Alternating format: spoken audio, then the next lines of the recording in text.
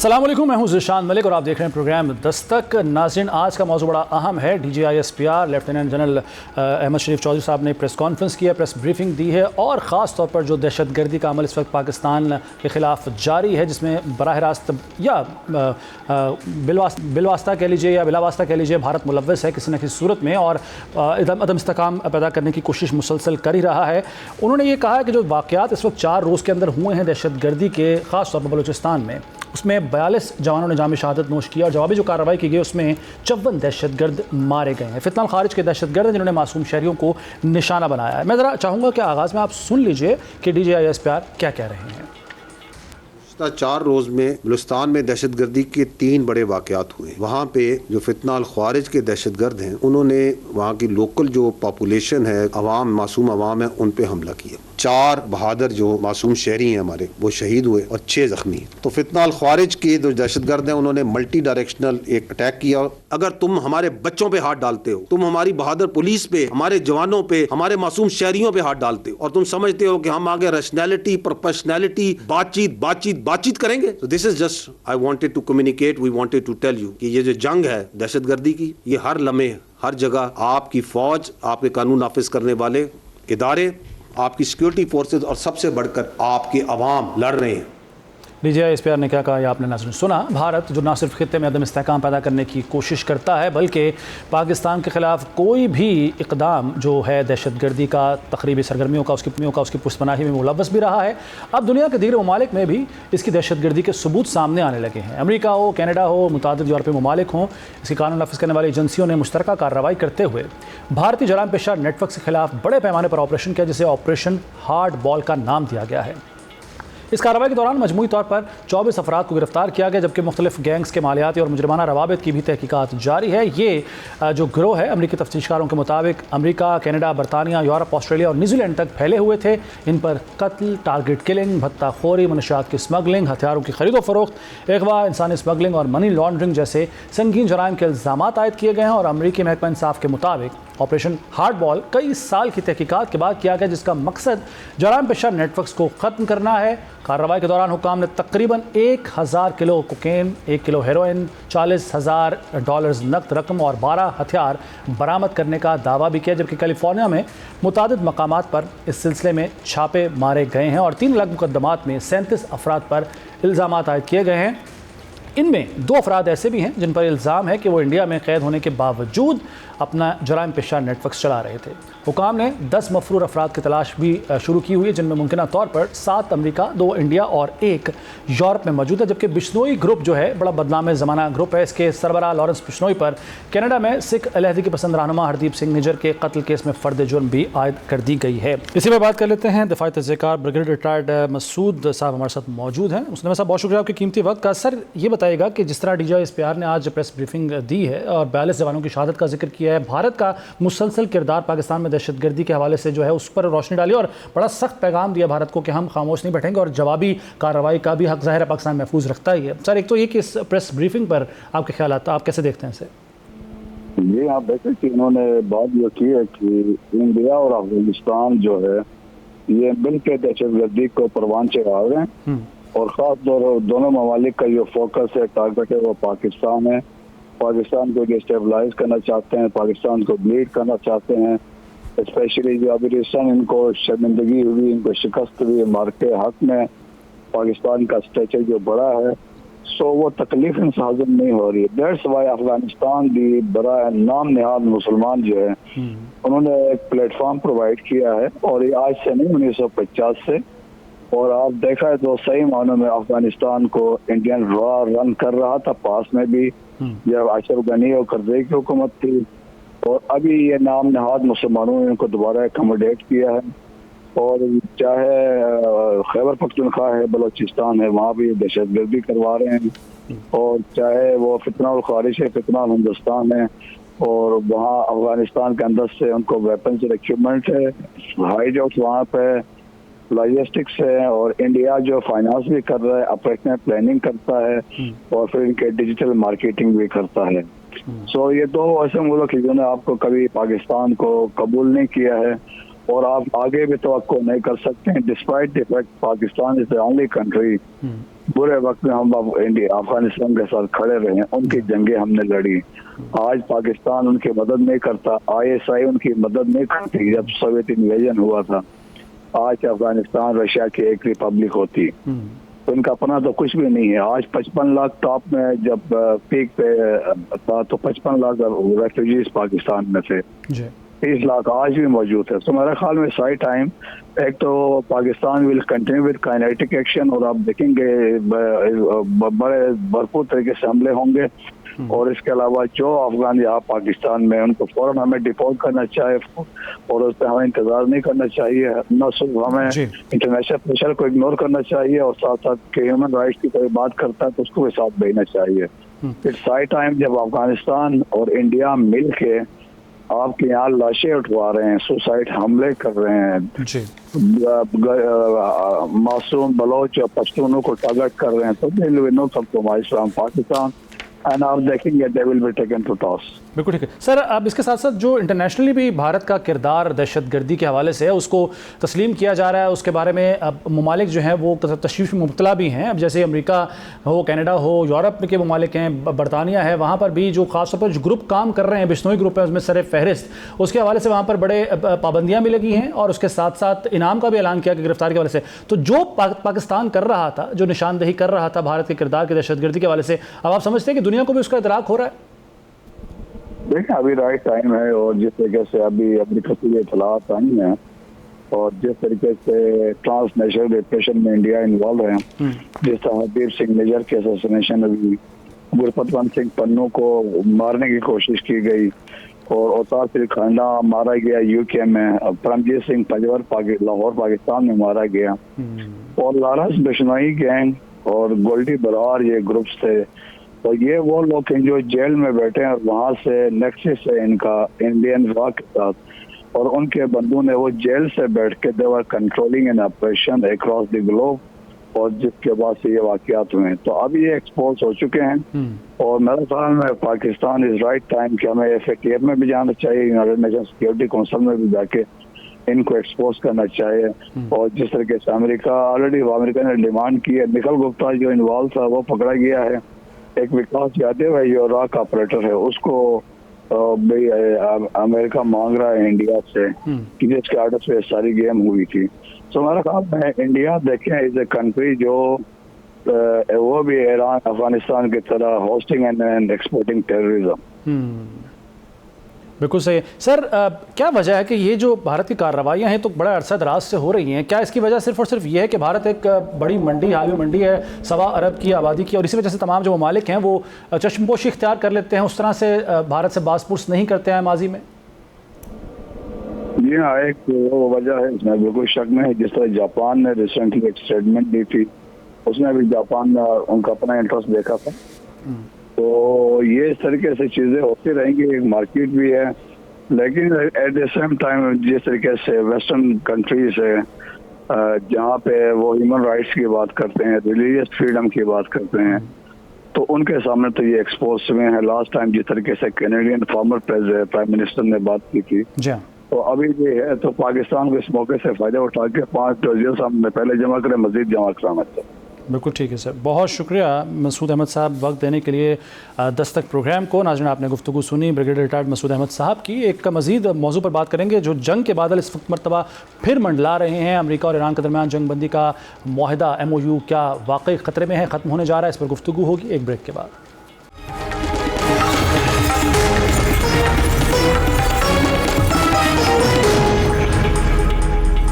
Break के बाद एक बार फिर खुशामदीद कहते हैं आपको। नाज़रीन, मशरिक़ वस्ता फिर से बारूद के ढेर पर खड़ा है। आसमान पर जंगी तारों की गरज, ज़मीन पर मिसाइलों की आग और दिलों में खौफ का राज। वो जंग बंदी जिससे लाखों लोगों ने अमन की एक नई उम्मीद वाबस्ता कर ली थी, अब टूटती हुई नजर आ रही है।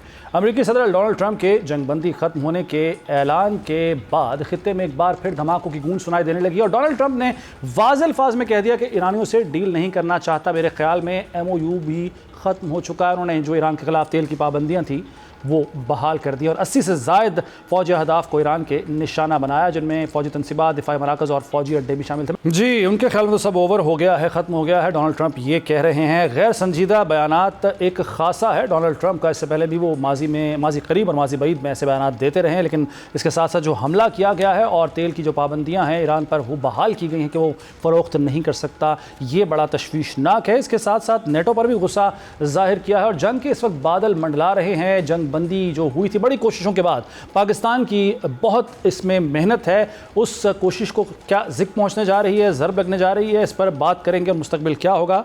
हमारे साथ मौजूद है माहिर बैनुल-अक़वामी उमूर जनाब डॉक्टर हामिद खान अल मशरकी साहब। बहुत शुक्रिया डॉक्टर साहब आपके कीमती वक्त का।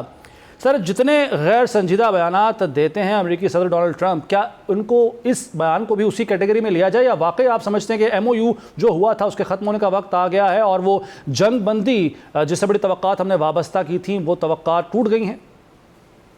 बहुत शुक्रिया ज़ीशान। देखिए, मैंने तो पिछले कोई 2-3 दिन पहले भी कहा कि जिस तरह सूरत हाल एकदम से बदल रही है और सदर ट्रंप का जो रवैया है, जो बयानात हैं, वो रौनक से भरपूर, और आज का ये जो स्टेटमेंट है ये तस्हीह का मेज़ है। मैं ये समझता हूँ कि उनको ये समझना होगा कि ये जो इस तरह का गुफ्तगू है या इस तरह का लहजा है, वो ना तो किसी अमेरिका के सदर ने पहले किया, ना ही किसी सदर को या किसी ऐसी शख्सियत को ज़ेब देता है। लेकिन बदकिस्मती से यही खासा है सदर ट्रंप का कि वो इसी तरह के अल्फाज, इसी तरह की सेंसेशनिज्म के साथ गुफ्तगू करते हैं, जिसका नतीजा जो है वो कभी भी अच्छा नहीं निकल सकता।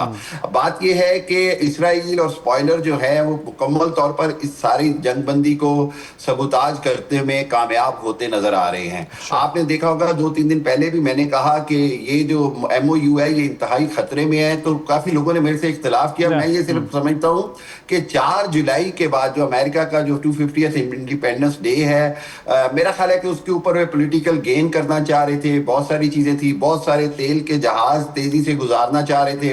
फिर ओमान के रास्ते जो इन्होंने एक सेपरेट कॉरिडोर बनाया अपना हुर्मुज का, जो कि मुआहदे की मुकम्मल खिलाफ वर्जी है। ये जो कह रहे हैं कि ईरान ने ऑयल टैंकर्स पर हमला किया, ये दुनिया को आधा सच बता रहे हैं।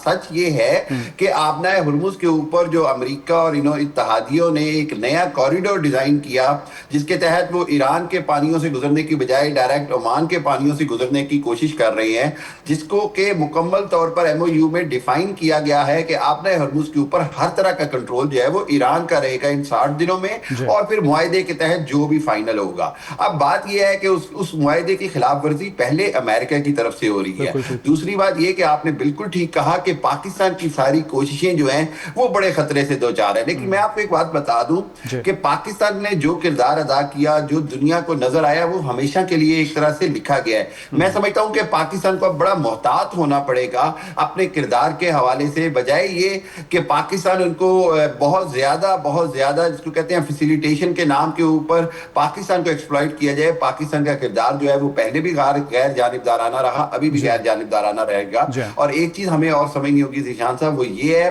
कि ईरान को अगर ये इस तरह झुकाने की कोशिश करेंगे तो सूरत हाल कभी भी इनके लिए बेहतर नहीं होगी। वहीं आखिर में मैं ये भी बताता चलूं कि हो सकता है कल सदर ट्रंप एक नया यू टर्न ले लें और कहें जी दोबारा मामले ठीक हो रहे हैं, हमारा जुनाब वफद पाकिस्तान जा रहा है मुज़ाकरात के लिए भी, सब कुछ करने के लिए। नेटो का जो इजलास तुर्किया में हुआ है ये बड़ा सिग्निफिकेंट है। सबसे खतरनाक बात यह है कि इसके अंदर नेटो ने जिस अंदाज में अमेरिका की ईरान पर हमायत शुरू कर दी है, ये वो मामला है जो इस मामले को बड़ा खतरनाक कर सकता है। अगर नेटो इसमें कूद जाता है तो वो जो हम इस जंग के शुरू होने से पहले थर्ड वर्ल्ड वॉर सिनेरियोस की ऑप्शंस की बात कर रहे थे, पॉसिबिलिटीज की, वो बड़ी वाज़ेह तौर पर क्लियर हो। लेकिन सर इन ममालिक का बीच में कूदना, नेटो ममालिक का, और ख़ासतौर पर इस सारे मुद्दे में जो स्टेक होल्डर्स हैं वो चाइना भी है। चाइना चूँकि इन्वॉल्वमेंट उसकी बराह रास्त ना सही लेकिन बिलवास्ता है ज़रूर। सर ये भुगत चुके, एक दफ़ा सब ममालिक देख चुके हैं कि उस जंग का जो कुछ दिन तक रही थी क्या हाल हुआ, पूरे दुनिया की मईशत उससे मुतासिर हुई। तो उस तरफ शायद ये मुल्क ना जाएं और ये दबाव डालने में कामयाब हो सकेंगे अमेरिका पर। देखिए, बात यह है कि अमेरिका जिस अंदाज में, मैं बार बार कहता हूं कि नेतन्याहू के ट्रैप में ट्रंप आए और इस दलदल में फंस गए।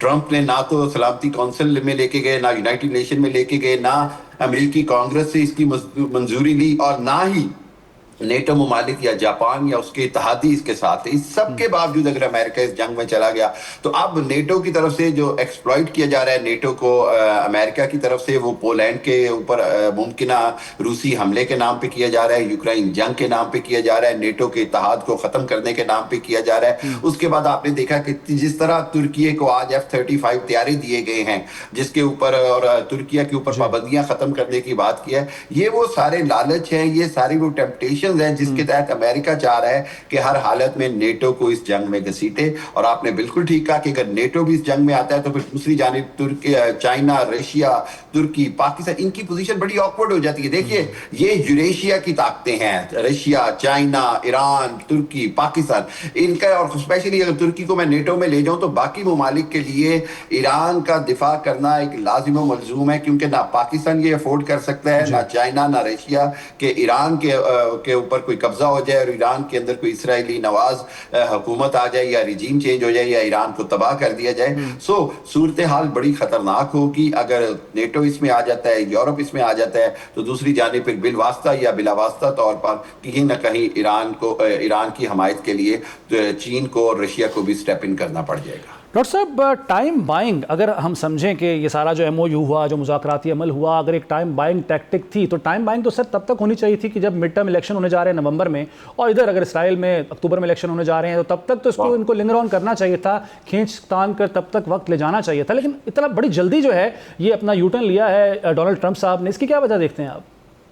ज़ीशान, देखिए टाइम बाइंग क्यों करनी थी कि अगर वो अपनी आवाम को ये मुतमईन कर पाते कि इस MOU में अमेरिका और इसराइल की फतह है। बदकिस्मती से कह लें या हकीकत पसंदाना जो एनालिसिस है वो ये है कि ये MOU में 10 से 11 पॉइंट वो थे जो ईरान की फतह वाज़े करते थे। जो सदर ट्रंप ने बयानियां बनाने की कोशिश की कि जी मैंने उनको न्यूक्लियर से मना कर दिया है, फतह रोक दी है और ये सारा अमेरिका के हक में है, अमेरिकन पब्लिक ने भी और इसराइली पब्लिक ने भी बिल्कुल भी इस बयानिए को नहीं खरीदा और वो ये समझते हैं कि अमेरिका को इस जंग में शिकस्त हुई, अमेरिका के लिए मजबूरी था ये MOU और अमेरिका ने घुटने टेके हैं, चाहे वो माने या ना माने। अब ये चीज जब उस अंदाज में वो कैश नहीं कर सके तो अब मिड टर्म इलेक्शन में तो इनको ये एडवर्स होने का डर है, इसलिए ये कोशिश कर रहे हैं कि शायद दोबारा से जंग का बयानिया बनाकर और अपने अवाम को जंग के नाम के ऊपर वोट ले लें, जो कि नेतन्याहू पिछले 20 साल से करते आ रहे हैं।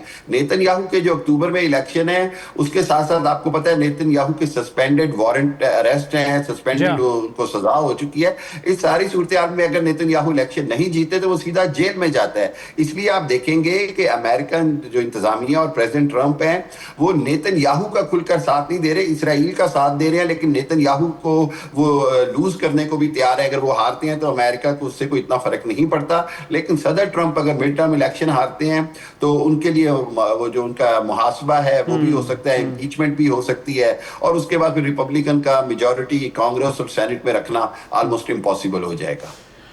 अच्छा, ये आज प्रेस कॉन्फ्रेंस की है अमेरिकी सदर डोनाल्ड ट्रंप ने, उसमें फिर से दोबारा से वो एक तो वो जंगें जो उन्होंने रुकवाई अपनी तरफ से वो उसका बार बार वो हवाला देते रहे और साथ साथ ये कहा कि जी खत्म हो गई है जंगबंदी और आज रात उन्होंने हमलों का खदशा भी इंडिया दे दिया है कि ईरान पर हो सकते हैं। सर, अगर उनके कहने के मुताबिक, वैसे तो बड़े ही प्रिडिक्टेबली अनप्रिडिक्टेबल हैं डोनाल्ड ट्रंप साहब, आप समझते हैं कि जो वो कह रहे हैं कि आज कोई हमला हो सकता है तो अब जो सारे मुज़ाकराती अमल में शरीक थे, सालिस थे, उनकी मुश्किलात भी बढ़ गई हैं और कोई ना कोई इंटरवीन करेगा इनको रोकने के लिए, या फिर आप समझते हैं कि हमला हो जाए? क्योंकि ईरान ने कभी भी भरोसा नहीं किया था अमेरिका पर, ये हमें पता है, ये हमें इल्म है, आप भी इस तरफ इशारा करते रहे बारहा।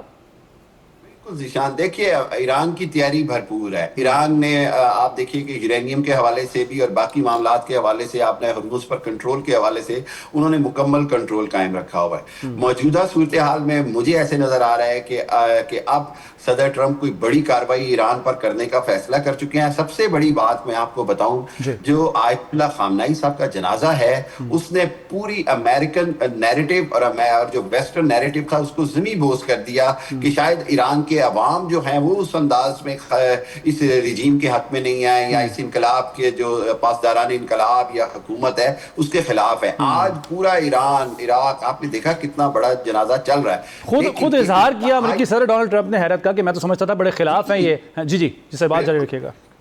एग्जैक्टली जीशान, और आप देखिए कि ये जो सूरत हाल है इसके अंदर अगर ईरान ने बार बार कहा कि इनके जनाजे की तकरीबात के दरमियान अगर कहीं पर हमला किया गया तो फिर बहुत शिद्दत का जवाब दिया जाएगा। मुझे सिर्फ एक चीज का परेशानी या डर है, मैं बार बार बात करता हूं, वो ये कि एक तरफ से तो इसराइल कामयाब हो गया इस सीज फायर को खत्म कराने में, MOU को सबूताज करने में, वहीं अगर खुदा ना खास्ता इसराइल इसमें कामयाब हो गया कि अरब और ईरान की जंग करा दी, जिस तरह के वो कुवैत और बहरीन को उकसा रहा है, और अमली तौर पर आपको भी पता है कि कुवैत और बहरीन में इतना ज्यादा अमेरिका का कंट्रोल है, अमेरिकन अड्डों की सूरत में, अमेरिकन फौजियों की सूरत में, छोटे छोटे से मुल्क हैं, चंद मुरब्बा माइल के तो मुल्क हैं सारे, तो उनके अंदर अमेरिका अगर बहरीन और कुवैत के नाम पर अगर ये अरब ईरान जंग शुरू कराने में कामयाब हो गया तो सूरत हाल बड़ी खतरनाक हो जाएगी। एक तरफ से बहरीन, एक तरफ से कुवैत, एक तरफ से नेटो, फिर लाजमी बात है कि चाइना, रशिया, ईरान, पाकिस्तान, इन ममालिक को भी कोई ना कोई वाज़ेह लाइन लेनी पड़ सकती है। लेकिन मुझे ऐसे लग रहा है कि आज रात को बहुत ज्यादा इस बात का इम्कान है कि कुछ ना कुछ कार्रवाई जरूर करेंगे, लेकिन ये बहुत बड़ी हमाकत होगी क्योंकि उधर जनाजे की तकरीबात चल रही हैं, बहुत ज्यादा इश्तियाल है ईरानी कौम के अंदर इंतकाम के हवाले से, बदले के हवाले से, और ये सूरत हाल बहुत खतरनाक, इसका रद्द-ए-अमल बहुत सख्त हो सकता है। बहरहाल बहुत शुक्रिया डॉक्टर हाल मशरकी साहब, आपने सारे सूरत हाल पर अपना तज्जिया पेश किया। नाज़रीन, कुछ मज़ीद मौज़ूआत पर भी बात करेंगे एक ब्रेक के बाद।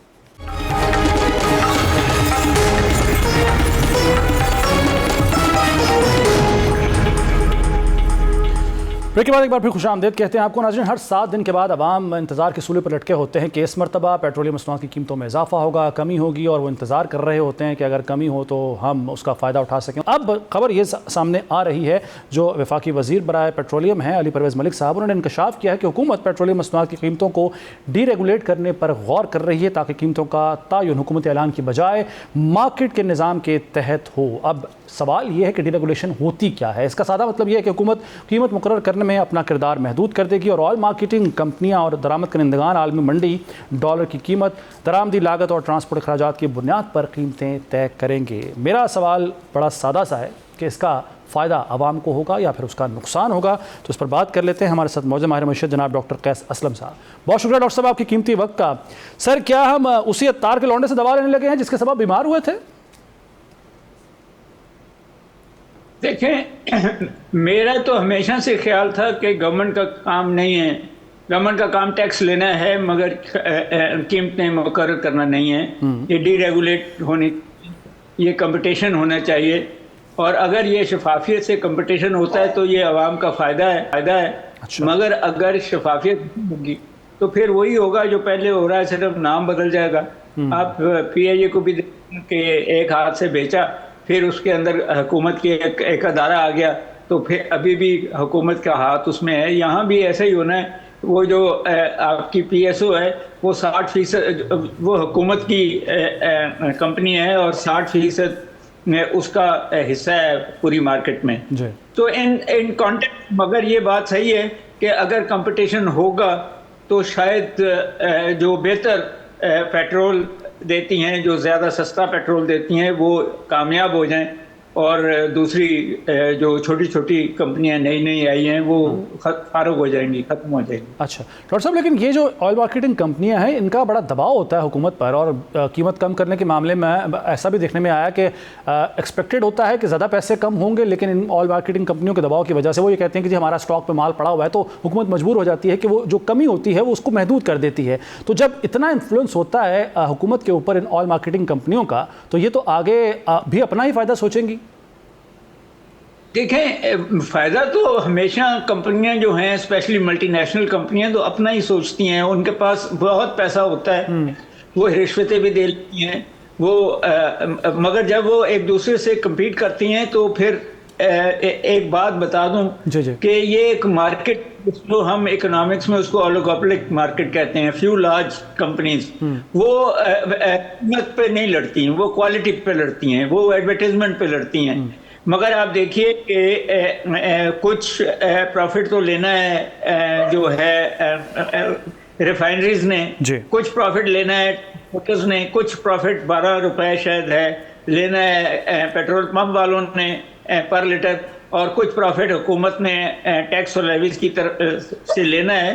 तो इन द कॉन्टेक्स्ट अगर हुकूमत इसमें कामयाब हो जाती है कि ये कम्पीट करें आपस में, तो फिर तो फ़ायदा होगा। मगर अगर हुकूमत इनकी एक मोनोपोली बना देती है, या जो हमारा कमीशन है, मार्केट कमीशन, वो काम अपना पूरी तरह नहीं करता या रिश्वतें ले लेता है, तो फिर यही होगा जो अभी भी हो रहा है और अवाम का नुकसान होगा। तो ये डिपेंड करता है कि हुकूमत अपनी रिट कितनी रखती है इसके अंदर। डॉक्टर साहब एक और जी बात जारी, आपने कंप्लीट कर लीजिए, बात मुकम्मल कर लीजिए। ये कंपटीशन ही होना चाहिए, सारी दुनिया में कंपटीशन होता है, यहाँ भी यही होना। अच्छा डॉक्टर साहब, एक और सवाल जो आवाम पूछते हैं कि जो सौदे होते हैं तेल के, वो तो होते हैं महीने की बुनियाद पर, लेकिन पाकिस्तान एक ऐसा मुल्क है जहाँ पहले 15 दिन बाद रेगुलेट होती थी कीमतें, तयन होता था, सरे नौ रद्दोबदल होता था, और अब हर 7 दिन के बाद होता है, और आगे ये भी खदशा है कि ये रोज़ाना की बुनियाद पर हो। तो क्या ये दुरुस्त है कि हर महीने पूरे महीने के सौदे होते हैं, तो इसका यहाँ पर इत्तलाक क्यों नहीं होता पाकिस्तान में? फिर देखें, पहली बात तो ये है कि नुकसान जो रोज़ के रोज़ होगा वो आपकी इंडस्ट्री को होगा, आपकी ट्रांसपोर्ट को होगा, क्योंकि वो फिर प्लान नहीं कर सकेंगी। अगर महीने में या 6 महीने में कीमतें तयन हों, तो फिर जो इंडस्ट्री है वो प्लान कर लेती है कि हमारा इतना खर्चा होगा 6 महीने में या 1 महीने में। मगर जब रोज़ के रोज़ ये कीमतें बदलेंगी तो वो शायद प्लान ना कर सकें उस तरीके से। बट मैंने आपसे अर्ज की है कि ये एक ऐसी मार्केट है जिसके अंदर ये कीमतों पे compete नहीं किया करते, ये क्वालिटी पे और एडवर्टाइजमेंट पे compete करते हैं। और कंज्यूमर लॉयल्टी पे देखें, लॉयल्टी है कि कुछ लोग PSO पे हैं, कुछ लोग शेल पे जाते हैं, कुछ एमरो पे जाते हैं, बहुत कम ऐसे लोग हैं जो पहला पेट्रोल पंप मिला वहाँ चले जाएं। तो इन अ वे इसको हम कंज्यूमर लॉयल्टी कहते हैं। तो असल तो इन्होंने मुनाफा बनाना है कंज्यूमर लॉयल्टी पे, और बहुत ज़्यादा ये खदशात गलत हैं कि रोज़ के रोज़ कीमतें बदलेंगी भी तो 1 रुपया, 2 रुपये, 3 रुपये। जो असल बात है वो आपको समझने वाली है, वो ये है कि ये कीमतें रुपयों में है ही नहीं। ये कीमतें $1.5 अगर $1.5 जो है वो रुपयों में ऊपर चला जाए तो लोगों को रुपयों में महंगा मिलेगा तेल, और अगर $1.5 जो है वो रुपयों में कम हो जाएगा तो लोगों को कम मिलेगा। ये कहीं $1.5 के करीब ही 1-2 सेंट्स ऊपर और 1-2 सेंट्स नीचे ही हमारा आज तक ये रहा है। अब देखना यह है कि कंपनियां $1.5 से नीचे लाती हैं कि नहीं, क्योंकि ईरान का तेल जो है वो शायद 75 सेंट का है, वेनेजुएला का इससे भी सस्ता है, मगर ब्रेंट ऑयल जो है वो पर लीटर इससे महंगा।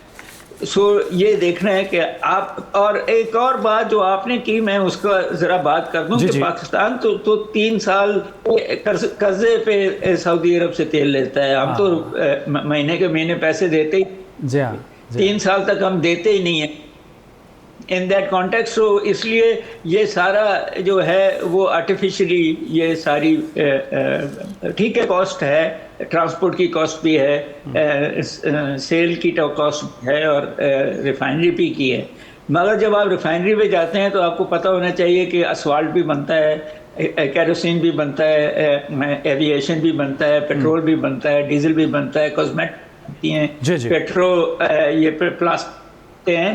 तो प्रॉफिट तो 1-2 ऐसे प्रोडक्ट हैं जो उनकी कॉस्ट निकाल देती हैं, बाकी प्रॉफिट ही प्रॉफिट है। ठीक है, बहुत शुक्रिया सर। डॉक्टर कैस असलम साहब, आपने सारे सूरत हाल पर बात की और कीमतों के हवाले से क्या होना चाहिए, क्या मुमकिनात हैं, इस सारी सूरत हाल पर उन्होंने बात की।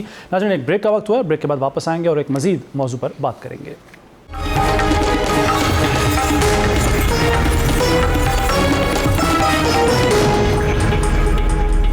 ब्रेक के बाद एक बार फिर खुशामदीद कहते हैं आपको।